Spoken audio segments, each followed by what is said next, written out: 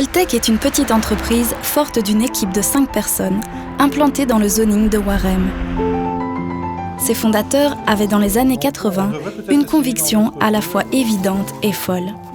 Même les habitants des villages les plus reculés du monde ont droit à un accès facile à l'eau potable.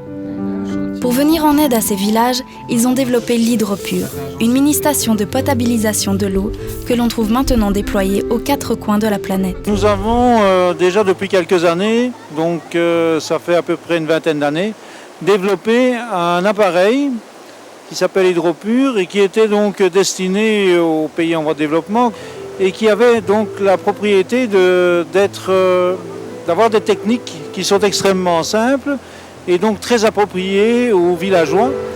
La station Hydropur doit pouvoir fonctionner une vingtaine d'années sans gros entretien. L'énergie nécessaire au pompage de l'eau est par exemple fournie par des panneaux solaires photovoltaïques. Hydropur permet d'amener l'eau au cœur du village, ce qui entraîne une forte réduction des distances évidemment, puisque c'est au pas de leur maison. Et cela permet aux femmes d'avoir d'autres activités que la corvée d'eau. Elles peuvent avoir une activité artisanale par exemple, ce qui leur occasionnera un revenu. Et les enfants auront du temps également pour aller à l'école, ce qui est non négligeable. L'arrivée de l'eau potable provoque une petite révolution sociale et économique dont le maître mot est participation.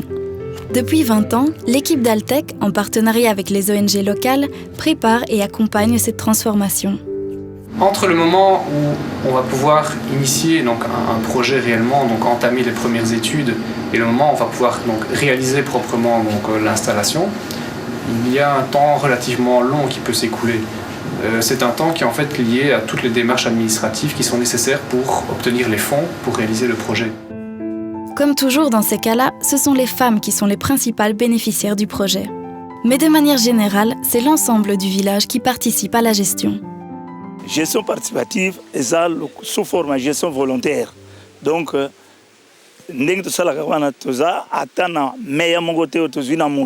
donc contribution à biso. Des comités de gestion sont formés. Et là encore, on attache une forte importance à la place de la femme dans ces comités de gestion, puisque l'eau, c'est son travail, entre guillemets. Et puis l'Hydropur crée également un lien social, puisque c'est un lieu de rencontre au cœur du village qui permet aux personnes de se voir, de prendre des nouvelles, d'échanger. Avec les formations et la sensibilisation également, on a la notion d'hygiène qui rentre vraiment en compte dans la vie de tous les jours des bénéficiaires. Les petits revenus issus de la vente de l'eau permettent au village d'assurer l'entretien de la station. L'eau est vendue à un prix très modique et décidé par la communauté pour que tout le monde y ait accès, même les plus pauvres. Et en fait, c'est pas l'eau qui est vendue, c'est le service de potabilisation, puisque l'eau, ils peuvent la prendre gratuitement dans la rivière, mais elle n'est pas potable. Et si elle est vendue, c'est pour pouvoir payer le technicien qui s'occupe de la station, tout simplement. Donc là aussi, c'est une plus-value économique, puisqu'une personne travaille à plein temps sur cette station. Voir vraiment donc, l'impact qu'on a sur la population, la joie des populations, des femmes, des enfants à qui incombe la corvée d'eau, leur fournir de l'eau potable au cœur du village, c'est un souvenir vraiment inoubliable. Cette approche intégrée, toujours soucieuse d'être soutenable ici en Belgique et dans les villages du Sud, est une démarche de coopération qui s'inscrit bien dans la logique du développement durable.